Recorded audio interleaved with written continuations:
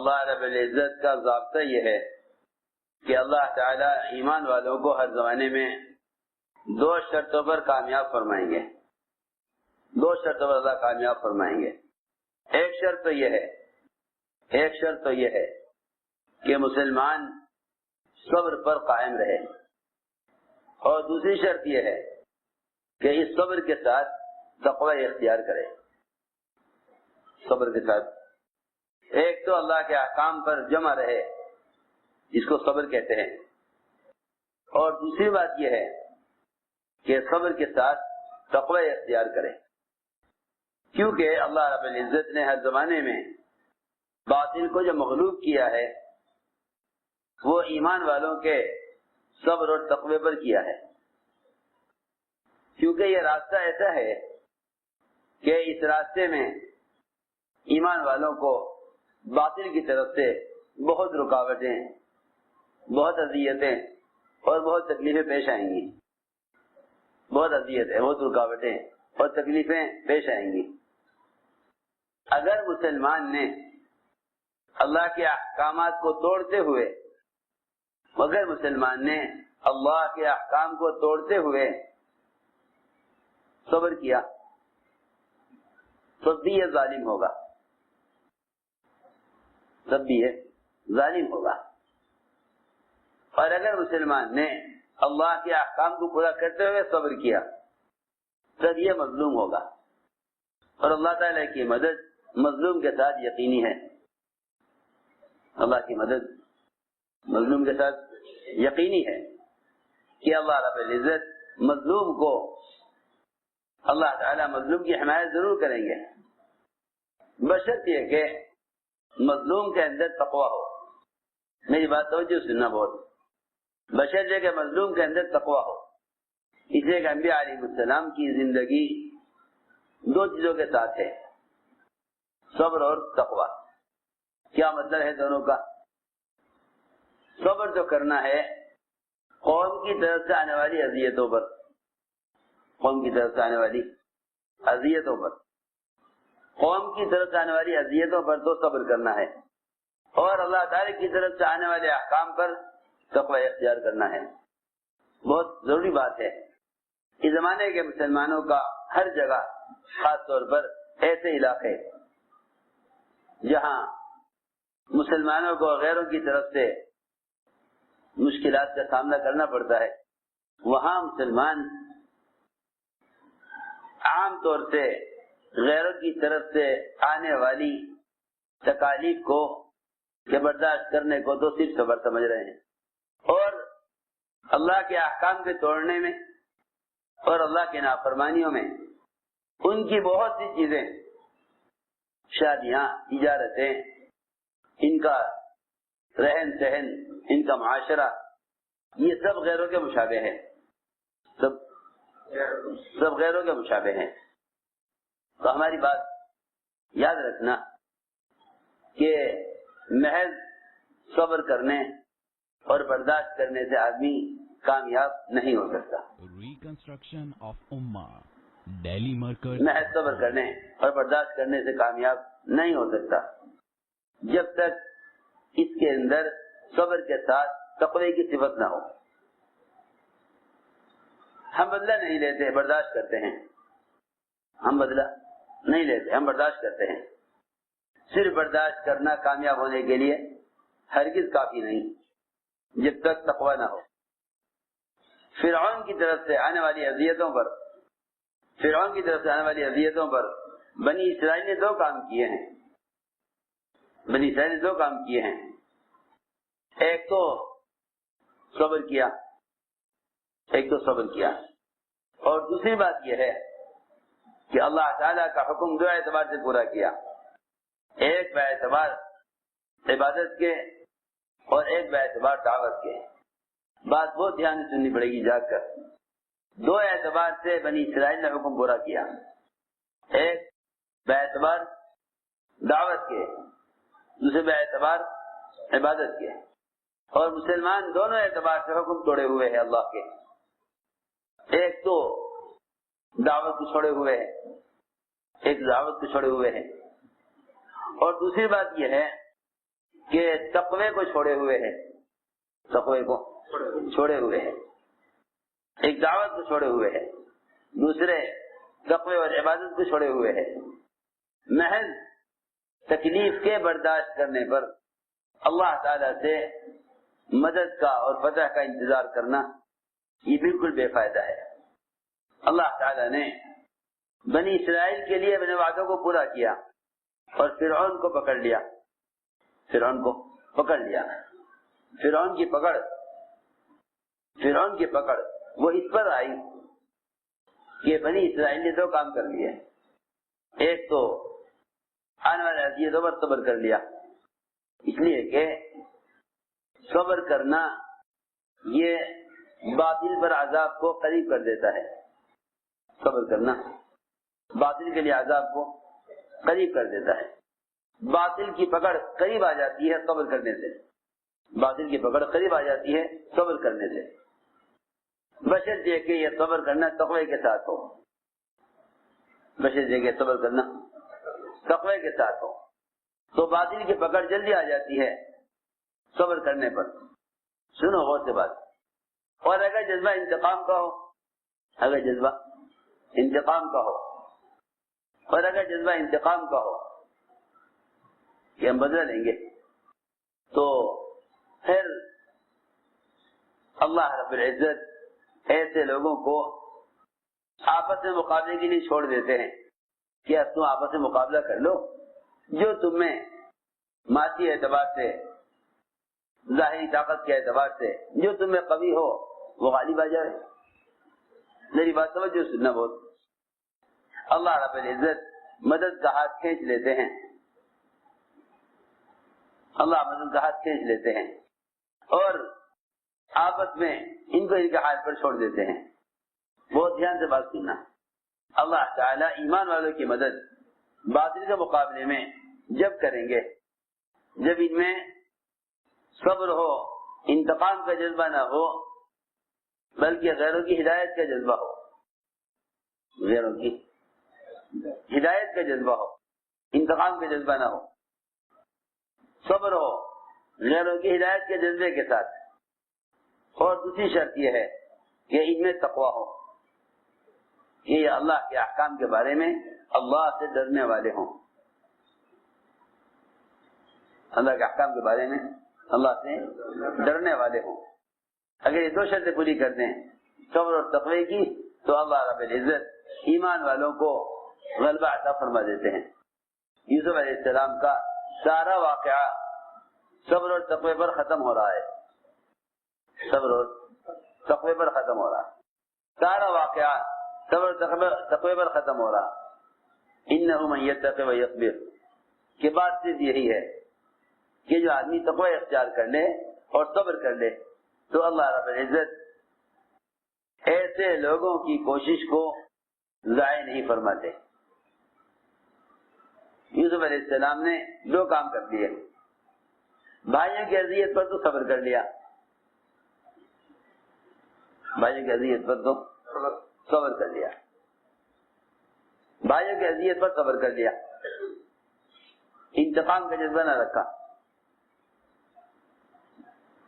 میرے دوستوں عزیزوں، میں عرض کرنا چاہتا ہوں کہ اس کام کے کرنے والوں کو جب کسی بھی طبقے کی طرف سے، دعوت کے کام کرنے والوں کو جب کسی بھی قوم کی طرف سے اس راستے میں کوئی اذیت پیش آتی ہے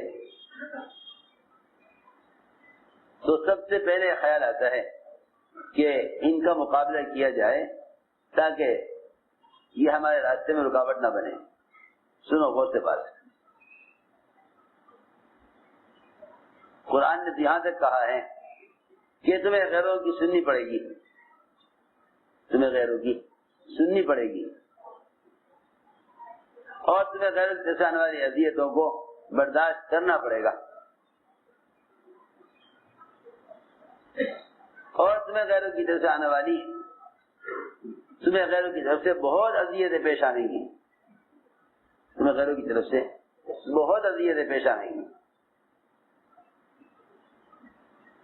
آگے فرمایا وَإِن تَصْبِرُوا وَتَتَّقُوا فَإِنَّ ذَلِكَ مِنْ عَزْمِ الْأُمُورِ اگر تم صبر کرتے رہے تقوی کے ساتھ، تو یہ صفت، یہ تو بڑے ہمت والوں کا کام ہے. یہ بڑے ہمت والوں کا کام ہے. میں نے عرض کیا کہ اس راستے میں جو اذیتیں ناگواریاں پیش آتی ہیں، لوگ ان اذیتوں پر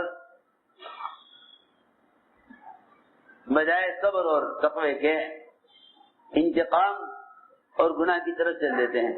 سنو، حضور اکرم صلی اللہ علیہ وسلم نے اس راستے کی اذیتوں پر صبر کر کے امت کو یہ سکھلایا کہ دیکھو یہ راستہ ایسی تکلیفوں کا ہے. آپ نے فرمایا جو شخص ہماری طرف آئے گا، جو شخص ہماری طرف آئے گا اور ہمارے طریقے پر آئے گا، جو شخص ہماری طرف آئے گا اور ہمارے طریقے پر آئے گا اور اس دعوت کے میدان میں ہماری طرح کام کرنا چاہے گا، اس پر حالات اور پریشانیاں اس سیلاب سے بھی اور اس پانی کی بہاؤ سے بھی زیادہ قوت سے آئیں گی جو پانی پہاڑ کی چوٹی سے نیچے کی طرف تیزی سے آتا ہے. آپ جانتے ہیں پہاڑوں کی بلندی سے جو جھرنے اور پانی کے شلال اور پانی کا بہاؤ جو بہتا ہے اوپر سے، اس کی قوت اتنی زیادہ ہوتی ہے کہ وہ چٹانوں کو بھی سرکا دیتا ہے، اور پانی اتنی تیزی سے آتا ہے اوپر سے پہاڑ کی چوٹی سے نیچے کی طرف. آپ نے فرمایا کہ اس سے بھی زیادہ حالات اور ناگواریاں اس شخص کی طرف آئیں گی جو اس دعوت کے کام میں ہمارے راستے کی طرف آئے گا. اسی لیے حضور اکرم صلی اللہ علیہ وسلم نے اس کام کے کرنے میں جو دشواریاں اور رکاوٹیں پیش آئیں اس پر آپ صلی اللہ علیہ وسلم نے انتقام کا ارادہ نہیں کیا، انتقام کا جذبہ نہیں، انتقام کے جذبے کو نکالا. حضور اکرم صلی اللہ علیہ وسلم کے لیے حضور اکرم صلی اللہ علیہ وسلم کے لیے ایک یہودی عورت نے آپ کے لیے گوشت میں زہر ملایا، گوشت میں زہر ملایا اور وہ آپ کو پیش کیا. آپ نے اسے کھانا چاہا، منہ میں لقمہ رکھا، حضرت جبرائیل آئے کہ یہ نہ کھائیے، اس میں آپ کے لیے زہر ملایا گیا ہے. آپ کے بعد صحابہ کھا بھی چکے تھے، ان سے ان کی وفات بھی ہوئی، وفات ہو گئی زہر کھانے سے. لیکن حضور اکرم صلی اللہ علیہ وسلم کو جبرائیل نے آ کر بتلا دیا. آپ نے صحابہ سے فرمایا ہاتھ روک لو، اس نے زہر ملایا گیا ہے. معلوم ہوا کس نے ملایا، اسے پکڑا. اس نے کہا کہ بات یہ ہے کہ میں دیکھنا چاہتی تھی کہ یہ نبی ہیں یا نہیں. اگر نبی ہیں تو ان پر یہ زہر اثر نہیں کرے گا، اور اگر یہ نبی نہیں ہیں، نعوذ باللہ ان کا دعویٰ جھوٹا ہے، تو زہر یہ کھا لیں گے، ہمیں راحت ہو جائے گی. یہ زہر کھا لیں گے، ہمیں راحت ہو جائے گی. میں نے تو زہر اس ارادے سے دیا تھا. صحابہ نے عرض کیا حضور اکرم صلی اللہ علیہ وسلم سے کہ رسول اللہ اس عورت کو پکڑیں جس نے آپ کے کھانے میں زہر ملایا. آپ نے فرمایا کہ کیوں کسی کا پیچھا کیا، کیوں کسی کا، سوچو تو صحیح، کیوں کسی کا پیچھا کیا جب اللہ تعالی نے مجھے بتلا دیا اور مجھے بچا لیا، تو پھر اس عورت سے انتقام لینے کی کیا ضرورت ہے؟ اپنے لیے آپ نے انتقام نہیں لیا، ابھی لیے انتقام نہیں لیا. میں نے عرض کیا کہ اذیتوں پر صبر کرنا اس کے دو نتیجے ہوتے ہیں صبر کے. یا تو صبر کی وجہ سے ہدایت مل جائے گی، یا صبر کی وجہ سے اللہ تعالی باطل کو راستے سے ہٹا دیں گے، باطل کو راستے سے ہٹا دیں گے. یا تو اللہ صبر پر باطل کو ہدایت دے دیں گے، یا اللہ صبر کرنے پر باطل کو راستے سے ہٹا دیں گے. لیکن بات وہی ہے کہ صبر تقوی کے ساتھ، کہ صبر تقوی کے ساتھ، ورنہ بغیر تقوی کے صبر کرنا، بغیر تقوی کے صبر کرنا یہ ایسا ہے جیسا پولیس والوں کی پٹائی کرنے پر چوروں کا صبر کرنا.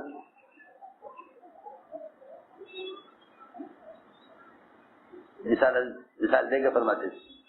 ورنہ یہ ایسا ہے جسے پولیس والوں کے مارنے پر چوروں کا صبر کرنا، یہ چور صبر کرتے ہیں. یا اگر صبر کر لیں اور برداشت کر لیں تو ان کا برداشت کرنا کوئی فائدہ نہیں دے گا، اور چوروں پر پولیس والوں پر کوئی عذاب نہیں آئے گا. پولیس پر عذاب اس لیے نہیں آئے گا کہ چور میں تقوی نہیں ہے. میری بات توجہ سننی پڑے گی. میرے دوستوں عزیزوں، مظلوم بننے کے لیے، مظلوم ہونے کے لیے تقوی شرط ہے. مظلوم ہونے کے لیے تقوی شرط ہے. صرف صبر کرنا مظلوم ہونے کے لیے کافی نہیں ہے. مظلوم ہونے کے لیے تقوی شرط ہے. اگر تقوی نہیں ہے تو پھر یہ ظالم ہے. کیونکہ بات یاد رکھنا، جو حالات اللہ کا حکم ٹوٹنے سے آئیں گے، جو حالات اللہ کا حکم ٹوٹنے سے آئیں گے وہ حالات صبر کرنے سے درست نہیں ہوں گے. جو حالات اللہ کا حکم ٹوٹنے کی وجہ سے آئیں گے وہ حالات صبر کرنے سے درست نہیں ہوں گے. جو حالات اللہ کا حکم توڑنے کی وجہ سے آئیں گے وہ حالات صبر کرنے سے درست نہیں ہوں گے. لوگ کہیں کہ آپ صبر کر لو تو حالات ٹھیک ہو جائیں گے. یہ نہیں، جو حالات گناہوں کی وجہ سے آتے ہیں وہ حالات صبر کرنے سے ٹھیک نہیں ہوتے.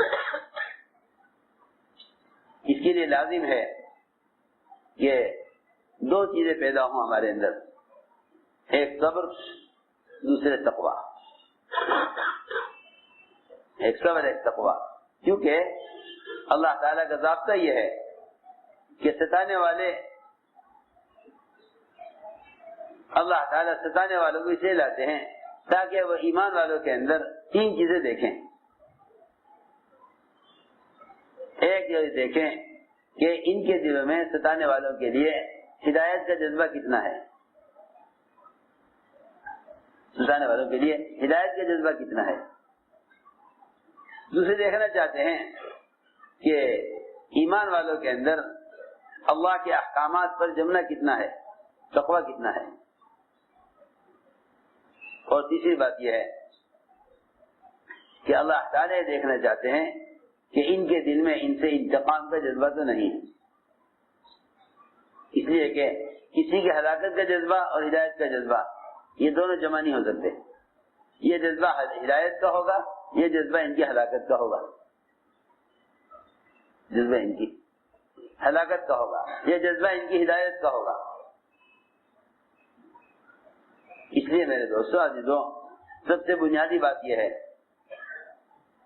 بنیادی بات یہ ہے کہ اس راستے میں جو ناگواریاں، اذیتیں پیش آئیں، ان اذیتوں کو حضور اکرم صلی اللہ علیہ وسلم کی سیرت میں تلاش کیا جائے.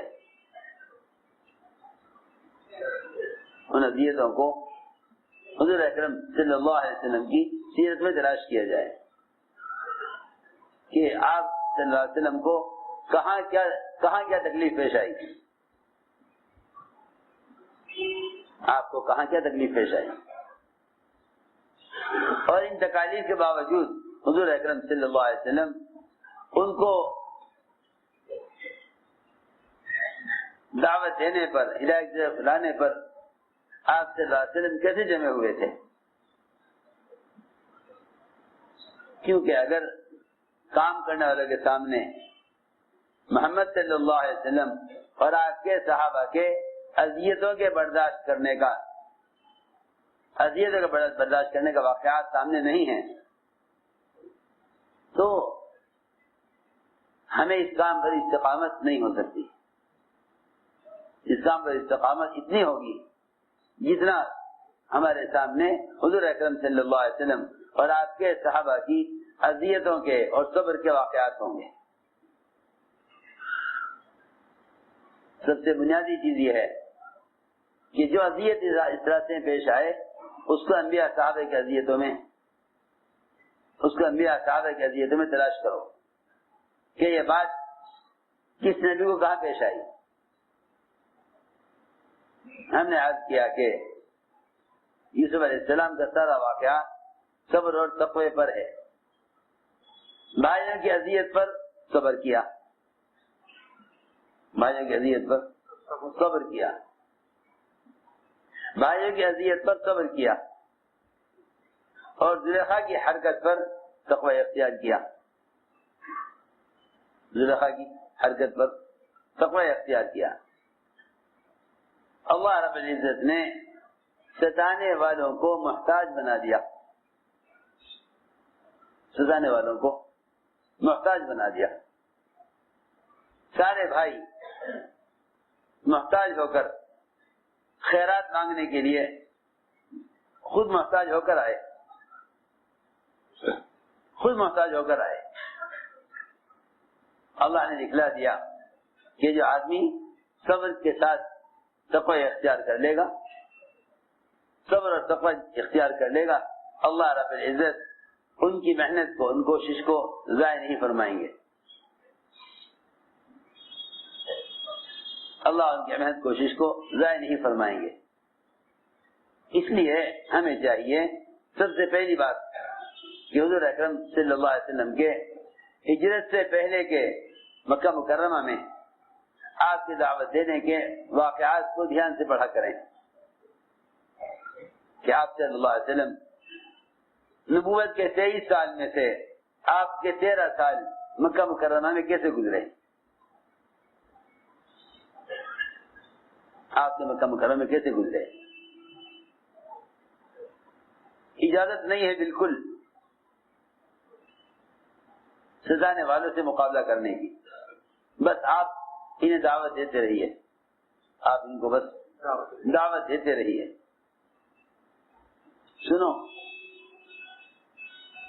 آپ انہیں دعوت دیتے رہیے، جتنا چاہے ستائیں، برداشت کیجیے۔ یہاں تک حد یہاں تک ہو گئی کہ آپ صلی اللہ علیہ وسلم کو مکہ مکرمہ چھوڑنا پڑا، اور آپ نے کہا کہ اے مکے، اگر یہ مکے والے مجھے مکہ چھوڑنے پر مجبور نہ کرتے تو میں یہ نہ چھوڑتا۔ یہ حد ہے کہ اللہ تعالی نے حکم دیا کہ آپ مقابلہ نہ کریں، چاہے آپ کو اپنا وطن چھوڑنا پڑ جائے۔ سنو غور سے بات، لیکن انتقام کا اور مقابلے کا حکم نہیں دیا۔ نبوت کا اکثر وقت محنت میں گزر گیا، نبوت کا اکثر وقت محنت میں گزر گیا، لیکن انتقام اور مقابلے کی اجازت نہیں ملی۔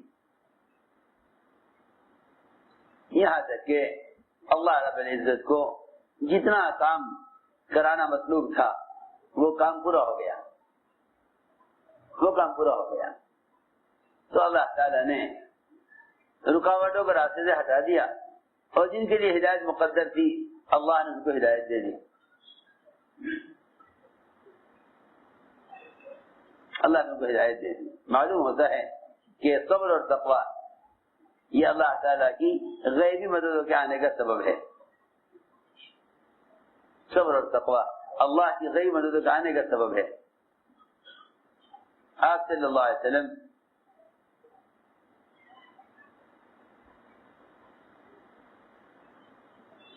سب سے زیادہ اپنے آپ کو تھکاتے تھے انفرادی دعوت میں.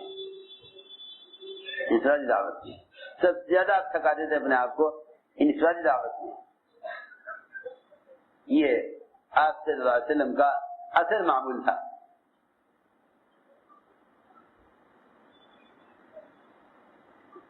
سخت دوپہر کا وقت، گرمی سخت،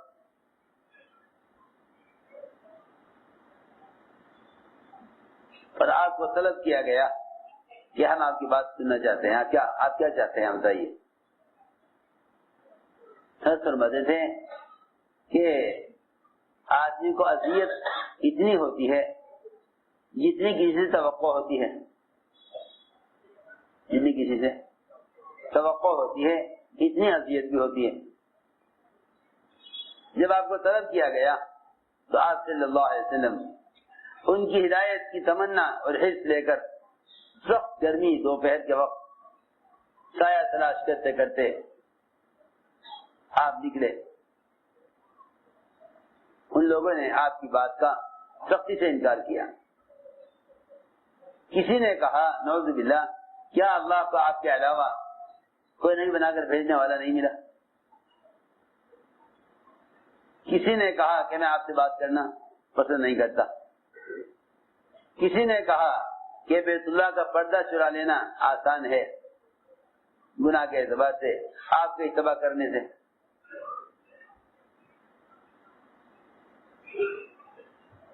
لیکن سب سے بنیادی بات یہ ہے کہ حضور اکرم صلی اللہ علیہ وسلم نے اپنی بات کو صبر اور تحمل کے ذریعے پیش کیا. کسی کی بات کا کوئی جواب نہیں، کسی کی بات کا کوئی جواب نہیں، اپنی بات. بیمار مشرک نے یہ کہا کہ آپ پر جنون ہے، آپ پر جنون ہے یا آپ پر جناتی اثر ہے، میں آپ کا علاج کروں گا، آپ ٹھیک ہو جائیں گے. آپ نے کوئی جواب نہیں دیا، کوئی جواب نہیں، آپ نے کوئی جواب نہیں دیا. تو میں عرض کر رہا تھا کہ آدمی کو اگر کسی سے کوئی توقع ہو جائے اور پھر اس کی توقع کے خلاف حالات پیش آئیں تو اس کو اذیت زیادہ ہوتی ہے، اس کو اذیت زیادہ ہوتی ہے. سنو غور سے، حضور اکرم صلی اللہ علیہ وسلم مشرکین کے طلب کرنے پر آپ سخت دوپہر کے وقت، گرمی کا وقت آپ چل کر گئے، آپ چل کر گئے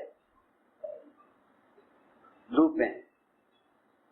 انہوں نے آپ کی دعوت کو سختی سے رد کیا. آپ صلی اللہ علیہ وسلم کو اس بات سے سخت غم اور افسوس ہوا کہ انہوں نے میری بات کا انکار کر دیا، یہ جہنم سے کیسے بچیں گے. غم اس کا نہیں تھا کہ میری بات کا انکار کیا، غم اس کا تھا کہ جہنم سے کیسے بچیں گے. سنو غور سے، آپ صلی اللہ علیہ وسلم کی ایک چاہت تھی کہ یہ آخرت کے عذاب سے بچ جائیں، بس آخرت کے عذاب سے بچ جائیں. آپ کی بات کو انہوں نے سختی سے رد کیا تو آپ کو اس کا غم تھا، اتنا غم کہ آپ صلی اللہ علیہ وسلم اس غم کی وجہ سے بے ہوش سے ہو گئے. جیسے آدمی کو غم کی وجہ سے ہوش نہیں رہتا، اسی حالت پر آپ چل رہے تھے واپس، اچانک آپ نے ایک آواز سنی آسمان سے. اس پر آپ متوجہ ہوئے آواز پر، آواز کیسی ہے. دیکھا تو جبرائیل علیہ السلام اپنے ساتھ پہاڑوں کا فرشتہ لے کر حاضر خدمت ہوئے اور یہ عرض کیا کہ جن لوگوں نے آپ کی بات کے سننے سے آپ کی بات کا انکار کر دیا، اللہ نے آپ کی بات بھی سن لی اور ان کا جواب بھی سن لیا، ان کا جواب بھی سن لیا، اور مجھے یہ حکم دے کر بھیجا ہے یہ دو پہاڑ جبل احمر ابو قبیس جس کے درمیان سارا مکہ آباد ہے، اللہ نے ان دونوں پہاڑوں کو آپس میں ملا دینے کا حکم دے کر مجھے بھیجا ہے۔ اگر آپ چاہیں تو میں دونوں پہاڑ آپس میں ملا دیتا ہوں، اس کے درمیان جتنے بھی لوگ ہیں یہ سب کے سب کچل کر ختم ہو جائیں۔ یہ اللہ نے مجھے اختیار دے کر بھیجا ہے۔ آپ نے فرمایا میں یہ نہیں چاہتا، میں یہ نہیں چاہتا۔ دیکھو میرے دوستو عزیزو،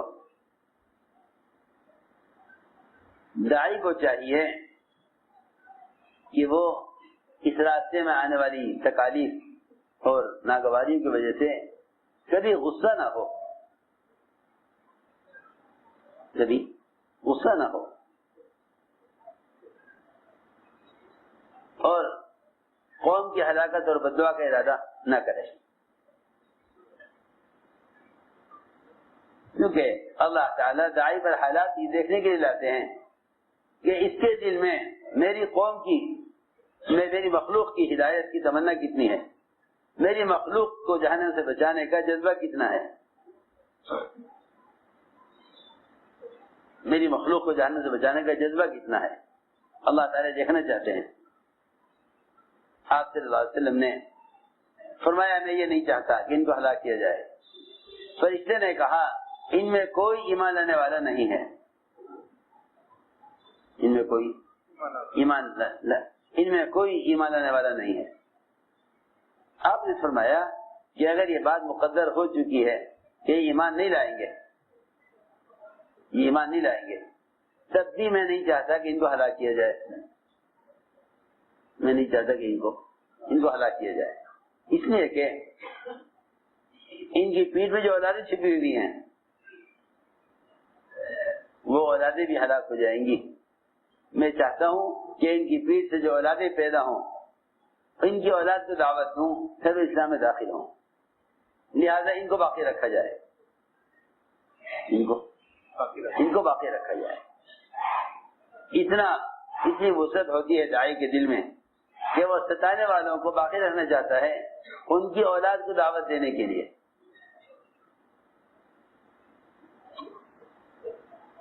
ان کی اولاد ہوگی یا نہیں ہوگی، اولاد ہوگی تو ہدایت پر آئے گی یا نہیں آئے گی۔ ان سارے احتمالات کے باوجود آپ کی تمنا یہ تھی کہ آپ کی چاہت یہ تھی کہ ان کو ہلاک نہ کیا جائے، حالانکہ آپ کے راستے میں رکاوٹ بنے ہوئے ہیں، آپ کے راستے میں رکاوٹ بنے ہوئے ہیں، لیکن آپ صلی اللہ علیہ وسلم ستانے والوں کو باقی رکھنا چاہتے تھے ان کی اولاد کو دعوت دینے کے لیے۔ میں نے عرض کیا کہ اللہ تعالیٰ ان دو بنیادوں پر مدد فرماتے ہیں کہ داعی کے اندر صبر ہو اور داعی کے اندر تقویٰ ہو۔ تقوی کا مطلب یہ ہے کہ تمہاری زندگی، تمہارا معاشرہ غیروں کے معاشرے سے پوری طرح مختلف ہو، اس لیے کہ امن اور ہدایت کا وعدہ ان لوگوں کے لیے ہے، امن اور ہدایت کا وعدہ ان لوگوں کے لیے ہے جن کے ایمان میں شرک کی آمیزش نہ ہو، ریکنسٹرکشن آف امہ، جن کے ایمان میں شرک کی آمیزش نہ ہو، امن کا وعدہ ان کے لیے ہے جن کے ایمان میں شرک ملا ہوا نہ ہو، جن کے ایمان میں شرک ملا ہوا نہ ہو، ان سے اللہ تعالی کی طرف سے امن کا وعدہ ہے۔ الذین آمنوا ولم یلبسوا ایمانهم بظلم، کہ جو ایمان ایسے لائیں کہ ان کے ایمان میں شرک کی آمیزش اور شرک کی ملاوٹ نہ ہو، تو ان کے لیے اللہ تعالی کی طرف سے امن اور ہدایت کا وعدہ ہے۔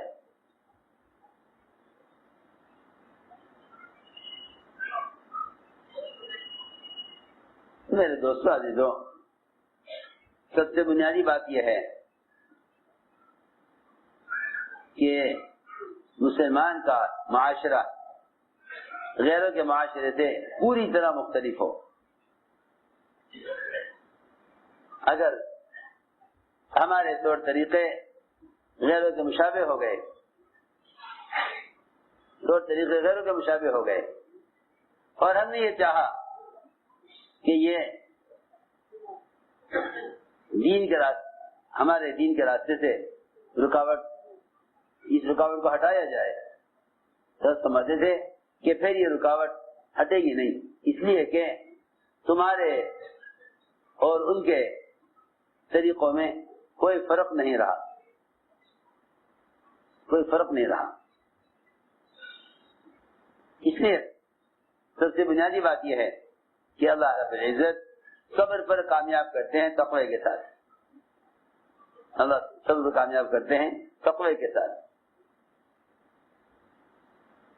وَإِن تَصْبِرُوا وَتَتَّقُوا لَا يَضُرُّكُمْ كَيْدُهُمْ شَيْئًا، اگر تمہیں صبر اور تقوی ہے تو وہ تمہارا کوئی نقصان نہیں کر سکیں گے۔ اس لیے فرمایا کہ صبر کے ساتھ تقوی کو لازم پکڑو، صبر کے ساتھ تقوی کو لازم پکڑو، کہ صبر کے ساتھ تقوی کو لازم پکڑو۔ تقوی کسے کہتے ہیں؟ تقوی اسے کہتے ہیں کہ تیز ہوا ہو، تیز سند ہوا ہو،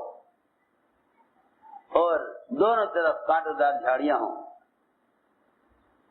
درمیان میں تنگ راستہ ہو، اور آدمی باریک ململ کی چادر لپیٹے ہوئے یہاں سے اپنے کپڑے کو بچا کر نکل جائے، اس کو تقوی کہتے ہیں، اس کو تقوی کہتے ہیں کہ تیز سند ہوا ہو، تنگ راستہ ہو، دونوں طرف کانٹوں دار جھاڑیاں ہوں، یہاں سے اپنے کپڑے کو بچا کر نکل جانا، کپڑے کو بچا کر نکل جانا، یہ تقوی ہے۔ اس لیے کہ سب سے بڑی چیز جو ہے آدمی کے دین کی اور تقوی کی، وہ اس کا لباس ہے، وہ اس کا لباس ہے۔ لباس کو ہی دین کہا ہے، لباس کو ہی دین کہا ہے۔ یہ اپنے دین کو بچائے، اپنے دین کو بچائے، اس طرح جیسے میں نے عرض کیا کہ کانٹوں دار جھاڑیوں سے اپنے کپڑے کو بچا کر نکل جانا، جو وہ انتہائی مشکل کام ہے کہ راستہ تنگ ہوگا، دونوں طرف کانٹوں دار جھاڑیاں ہوں، لیکن یہ اپنے دین کو بچا کر نکل جائے، اس کو فرمایا کہ یہ ہے تقوی، کہ آدمی ایسے حالات میں اپنے آپ کو گناہوں سے بچا کر نکال دے۔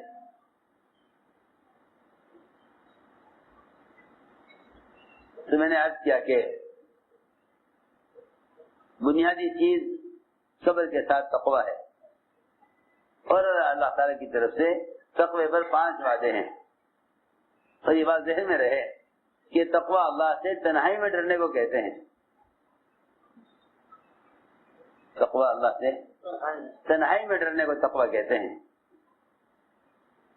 اللہ سے تنہائی میں ڈرنے کو تقوی کہتے ہیں، کہ جہاں کوئی آدمی دیکھنے والا نہیں ہے وہاں آدمی اللہ سے ڈرے۔ اس لیے کہ کسی گناہ کے کرنے میں مخلوق سے ڈرنا تقوی نہیں ہے، کسی گناہ کرنے میں مخلوق سے ڈرنا تقوی نہیں ہے، کسی بھی گناہ کے کرنے میں مخلوق سے ڈرنے کا نام تقوی نہیں ہے۔ تقوی صرف خالق سے ڈرنے کا نام تقوی ہے۔ جو آدمی گناہ کے کرنے میں مخلوق سے ڈرے وہ اپنے گناہ سے ڈرنے میں مخلص نہیں ہے، اس لیے کہ اللہ زیادہ حقدار ہیں کہ اللہ سے ڈرا جائے۔ تقوی تو بندے کے اللہ کے درمیان کا معاملہ ہے، بندے کے بندوں کے درمیان کی چیز تقوی نہیں ہے، بلکہ اللہ بندے کے درمیان کا معاملہ ہے تقوی۔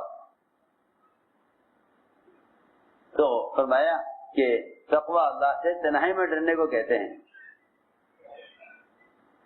پہلا وعدہ یہ ہے تقوی پر کہ جو آدمی تقوی اختیار کرتا ہے اللہ تعالی اس کے لیے ہر تنگی سے، ہر دشواری سے، ہر مشکل سے نکلنے کا راستہ بنا دیتے ہیں،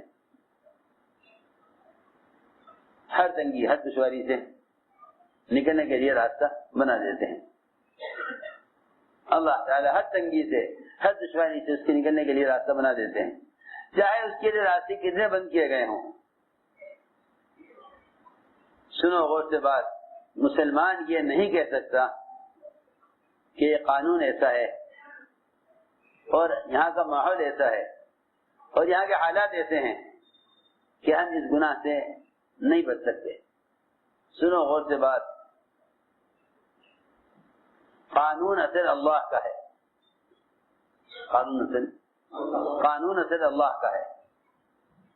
یہ کہنا کہ قانون ایسا آ گیا حکومت کا کہ ہم فلاں حکم پر عمل نہیں کر سکتے, اللہ اکبر, اس کا مطلب یہ ہوا کہ ہم نے اللہ کے مقابلے میں بندوں کے قانون کو اور وہ بھی غیروں کے قانون کو اللہ کے مقابلے میں زیادہ قوی اور مضبوط سمجھ لیا. نہیں, پہلے یہ کہو کہ قانون اصل اللہ کا ہے. یوں نہ کہو کہ اس قانون کے ہوتے ہوئے یہ کام اس حکم پر عمل نہیں ہو سکتا. پہلی بات یہ ہے کہ یہ طے کرو کہ قانون اللہ کا ہے.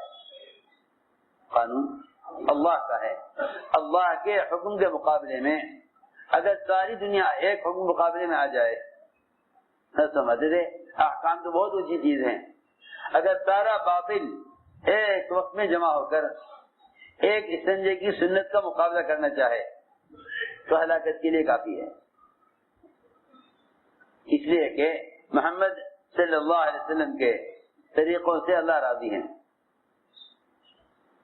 اگر سارا باطل جمع ہو کر مسلمان کو ایک سنت سے روکنا چاہے, مسلمان کو ایک سنت سے روکنا چاہے تو باطل کی ہلاکت کے لیے کافی ہے. مگر شرط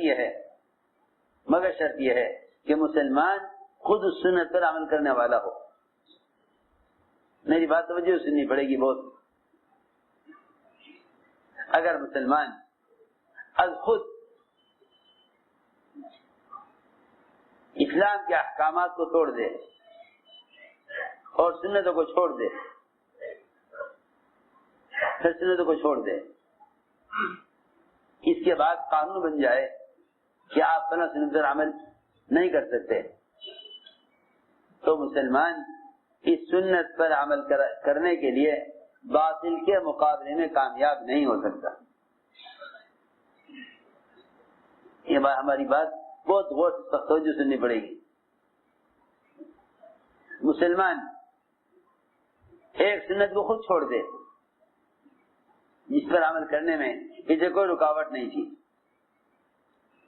پھر اس سنت کے خلاف قانون آ جائے, اس سنت کے خلاف قانون آ جائے, پھر مسلمان یہ چاہے کہ بھئی تم نے ہماری سنت کے خلاف قانون کیوں بنایا, لہذا ہم تمہارا مقابلہ کریں گے یا احتجاج کریں گے کہ ان کے احتجاج کرنے سے اور ان کے شور مچانے سے اب کچھ نہیں ہوگا, کیونکہ تم اس قانون کے بننے سے پہلے ہی اس سنت کو چھوڑے ہوئے ہو. میں یاد کرنا چاہتا ہوں پہلے مسلمان اسلام کو بگاڑے گا, پھر غیر بگڑے ہوئے اسلام کو مٹائیں گے, پھر غیر بگڑے ہوئے اسلام کو مٹائیں گے. میری بات توجہ چاہے گی بہت. پہلے مسلمان اسلام کو بگاڑے گا, پھر غیر اس بگڑے ہوئے اسلام کے خلاف قانون بنائیں گے. تو مسلمان یہ کہے گا کہ بھئی قانون ہے, ہم کیا کر سکتے ہیں, قانون ہے ہم کیا کر سکتے ہیں. بہت توجہ سے بات سننا. مولانا الیاس صاحب رحمۃ اللہ علیہ سے ایک صاحب نے یہ کہا کہ اسلام کے خلاف قوانین پاس ہو رہے ہیں, اسلام کے خلاف قوانین پاس ہو رہے ہیں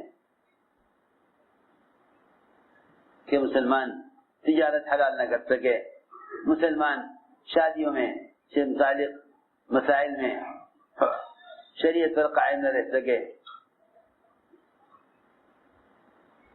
تو اللہ تعالی مسلمانوں کو اختیارات کیوں نہیں دے دیتے؟ سنو غور سے، توجہ سے بات. عہدے، منصب، صدارت، وزارت مسلمان کو اللہ تعالی کیوں نہیں دے دیتے؟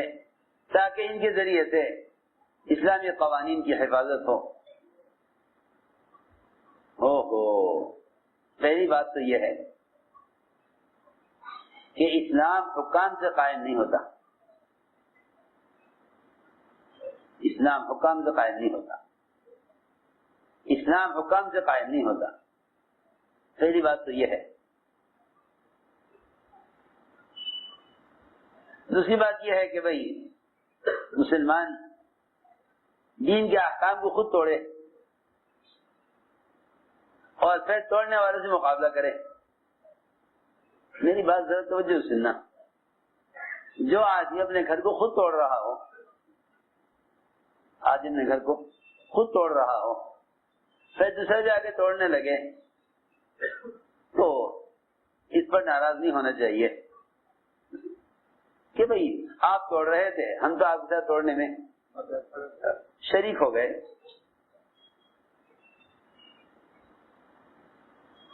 مولوی صاحب جو سوال کیا گیا کہ مسلمانوں کو عہدے، اختیارات کیوں نہیں دیے جاتے؟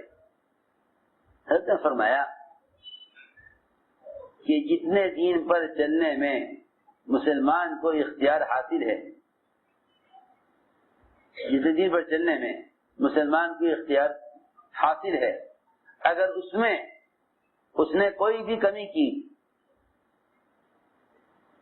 تو اللہ تعالی مسلمان کو اس چیز بھی اختیارات نہیں دیں گے جو کام اس کے بس سے باہر ہے.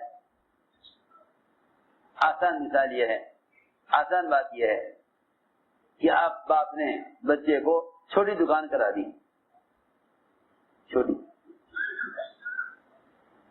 دیکھیں کیا کرتا ہے، دیکھیں کیا کرتا ہے. چھوٹی دکان کرا دی. اس نے اس چھوٹی دکان پر نہ وقت دیا، نہ کوشش کی، بلکہ کچھ دن کے بعد دکان بند ہو گئی تو جو مال اس پہ لگایا تھا وہ ضائع ہو گیا. تو اس سے اندازہ کر لینا چاہیے کہ یہ باپ بڑا کارخانہ اس بیٹے کو کیسے دے دے گا جس نے چھوٹی سی دکان کو بھی ضائع کر دیا اور نہیں چلا سکا. تو سوچنے کی بات ہے کہ جب مسلمان اپنے بدن کے اعضاء سے متعلق احکام کو پورا نہ کرے، وہ باہر کے دنیاوی نظام کو کیسے چلا دے گا؟ یہ ہمارے صاحب نے یہ فرمایا کہ جتنا کام مسلمان کر سکتا ہے، جب یہ اس کو پورا نہیں کر رہا تو جو کام اس کے بس سے باہر کا ہے، اللہ اس کو وہ کام کیسے دے دیں؟ جس کام کو یہ کر سکتا تھا اس کو نہیں کیا، تو جو کام یہ نہیں کر سکتا اللہ اس کو وہ کام کیسے دے دیں؟ ہم نے ایک بات عرض کی ہے کہ پہلے مسلمان احکام کو بگاڑتا ہے، پھر غیر احکام کو مٹاتے ہیں. اس لیے فرمایا کہ سب سے بنیادی بات یہ ہے کہ جو آدمی تقوی اختیار کر لیتا ہے، اللہ رب العزت اس کے لیے نکلنے کا راستہ بنا دیتے ہیں. اللہ اس کے لیے نکلنے کا راستہ بنا دیتے ہیں جو آدمی تقوی اختیار کر لے. سب سے پہلا وعدہ ہے من یتق اللہ یجعل لہ مخرجا، کہ جو آدمی تقوی اختیار کر لیتا ہے. تو میں اس پر عرض کر رہا تھا کہ ہم بہت سے گناہوں کو یہ سوچ کر گزرتے ہیں کہ اس سے تو ہم بچ نہیں سکتے، ہم اس سے بچ نہیں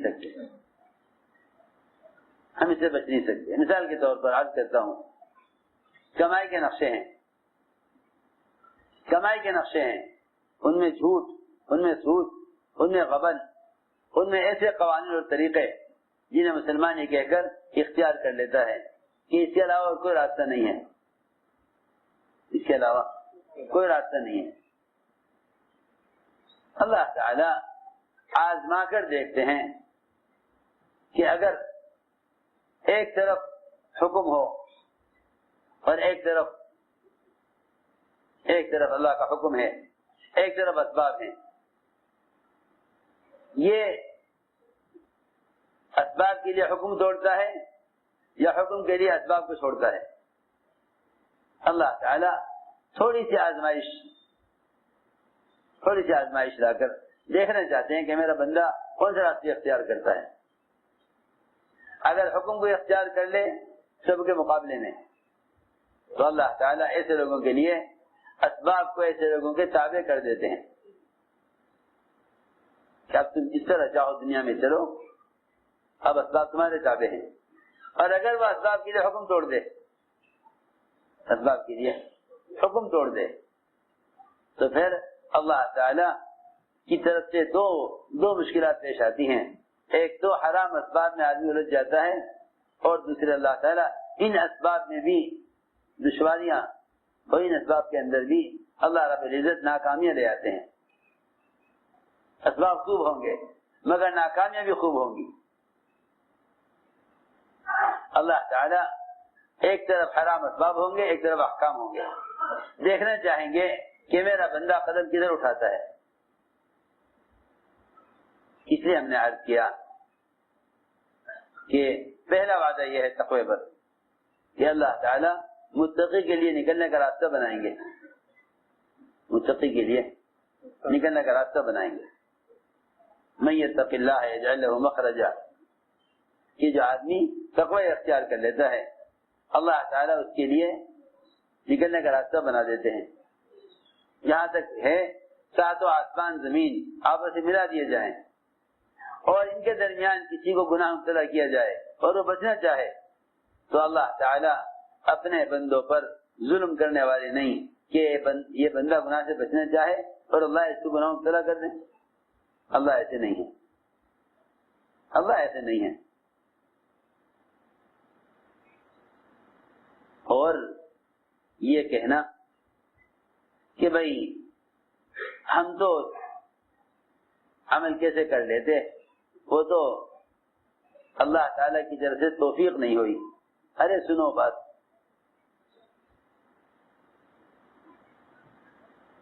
سنو غور سے بات۔ شیطان نے اس زمانے میں ایک تسلی دی ہوئی ہے ایمان والوں کو کہ بھائی وہ تو اللہ کی طرف سے اگر توفیق ملے گی عمل کی تبھی تو عمل ہوگا۔ ایک دوسرے سے دعا کراتے ہیں، بھائی دعا کرو اللہ مجھے توفیق عطا فرما دے، اللہ مجھے توفیق عطا فرما دے۔ لیکن جب تک اللہ کی طرف سے کسی کو عمل کی توفیق نہ ہو وہ آدمی عمل کیسے کر سکتا ہے؟ یہ شیطان کا اتنا زبردست دھوکہ ہے، کیونکہ لوگ توفیق کو سمجھے نہیں۔ لوگ یہ سمجھتے ہیں عمل کا ہونا توفیق ہے، حالانکہ عمل کا ہونا توفیق نہیں ہے۔ سنو میری بات توجہ سے جاگ کر، عمل کا ہونا توفیق نہیں ہے۔ دعا کر دو مجھے نماز کی توفیق ہو جائے، بھائی دعا کر دو ہمیں سچ کی، زکوٰۃ کی، ہمیں اللہ کے احکام کو پورا کرنے کی توفیق ہو جائے۔ یہاں تک کہ گزرتے ہیں کہ اگر اللہ توفیق نہ دے پھر تو انسان کے بس کی بات نہیں ہے۔ بالکل غلط بات ہے۔ توفیق عمل ہونے کو نہیں کہتے، توفیق عمل ہونے کو نہیں کہتے۔ ہماری بات دھیان سے سننا، توفیق عمل ہونے کو نہیں کہتے، بلکہ توفیق کہتے ہیں اعمال کے اسباب اور ذرائع کا مہیا ہو جانا۔ اعمال کے اسباب اور ذرائع کا مہیا ہو جانا توفیق ہے۔ میں عرض کروں گا، اس کو آسان کروں گا۔ پہلے تو یہ بات یاد رکھ لو کہ عمل کا ہونا توفیق نہیں ہے، عمل کا ہونا توفیق نہیں ہے۔ ان اعمال کے لیے اسباب کا ہونا توفیق ہے، ان اعمال کے لیے اسباب کا ہونا توفیق ہے۔ خوب توجہ سے میں آسان کرتا ہوں. ایک آدمی پیدائشی اندھا ہے, اللہ نے اس کو آنکھیں نہیں دی, تو کہا جائے گا اس آدمی کو قرآن دے کر پڑھنے کی توفیق نہیں ہے.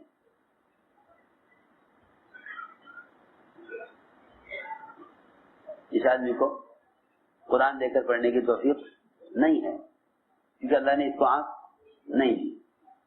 اس آدمی کو, یہ آدمی اس کے پیر نہیں ہیں, اللہ نے اس کو نماز میں کھڑے رہنے کی توفیق نہیں دی. سمجھنی چاہیے بات, اس کو اللہ نے نماز میں کھڑے ہونے کی توفیق نہیں دی ہے کیونکہ اس کے پیر نہیں ہیں. ایک آدمی کو اللہ نے مال نہیں دیا تو اللہ نے اس کو زکات کی توفیق نہیں دی. اللہ مال دیں گے تو پھر اللہ اس کو زکات کی توفیق دے گا.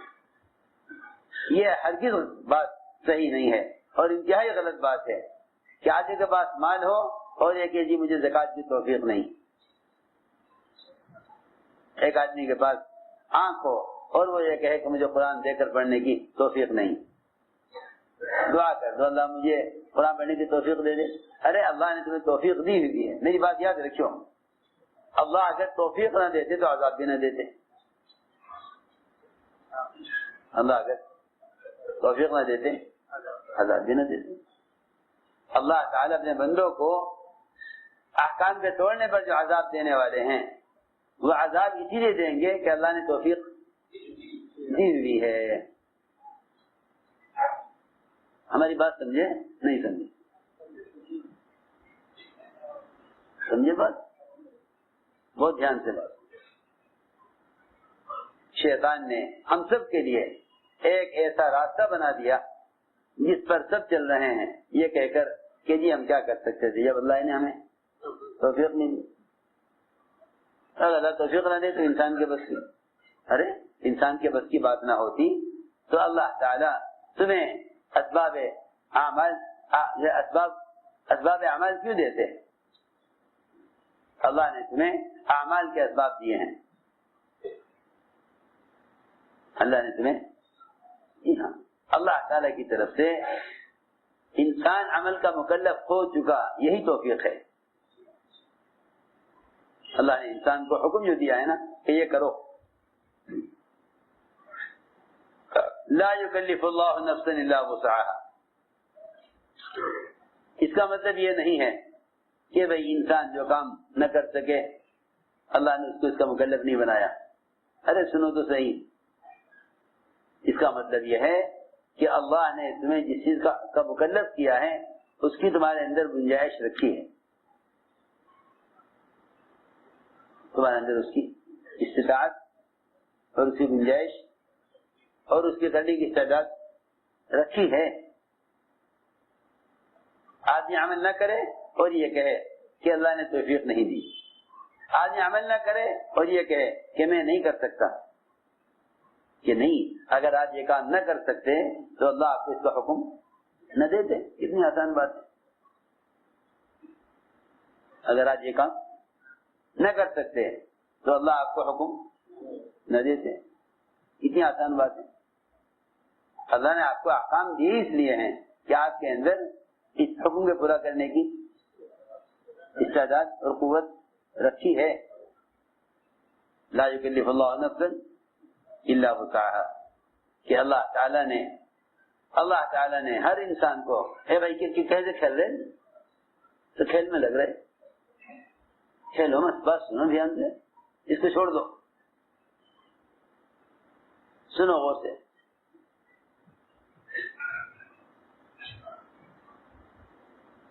لا یکلف اللہ نفسا الا وسعها.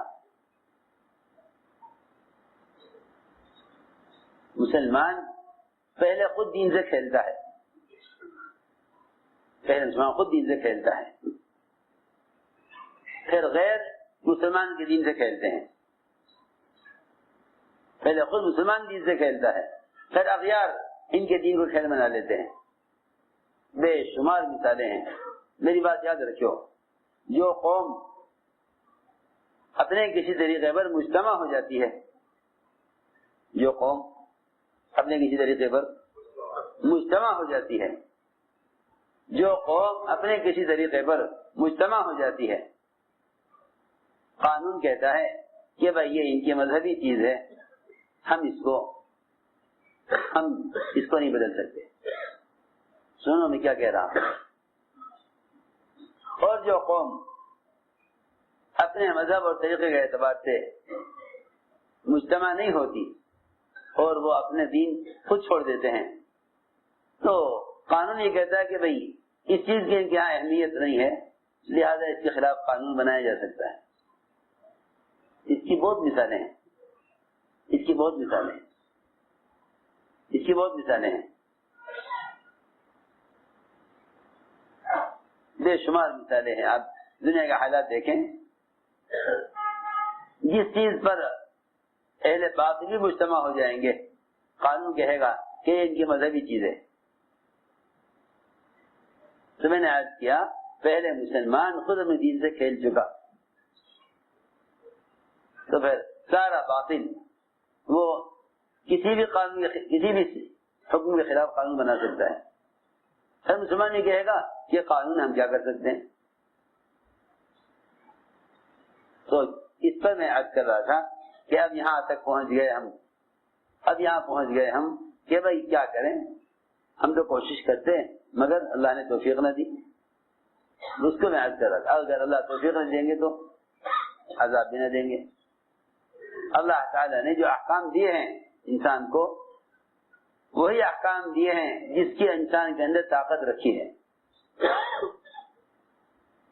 انسان کے اندر جس کی طاقت رکھی ہے۔ اللہ نے یہ نہیں کہا کوئی آسمان پہ چڑھے گا تو ہم اس کو عذاب دیں گے، کہ نہیں، انسان کی طاقت ہے، باہر ہے کہ آدمی آسمان پہ چڑھ ہی نہیں سکتا۔ جس چیز کی طاقت نہیں انسان کے اندر، اس کا اللہ نے حکم بھی نہیں دیا۔ جس چیز کے کرنے کا ارادہ انسان کے اندر رکھا ہے، اس سے اللہ تعالیٰ نے رکنے کا حکم دیا ہے، رکنے کا حکم دیا ہے، تقاضا رکھا ہے انسان کے اندر کہ تم میرے پیدا کیے ہوئے تقاضے کو میرے حکم پہ قربان کر دو۔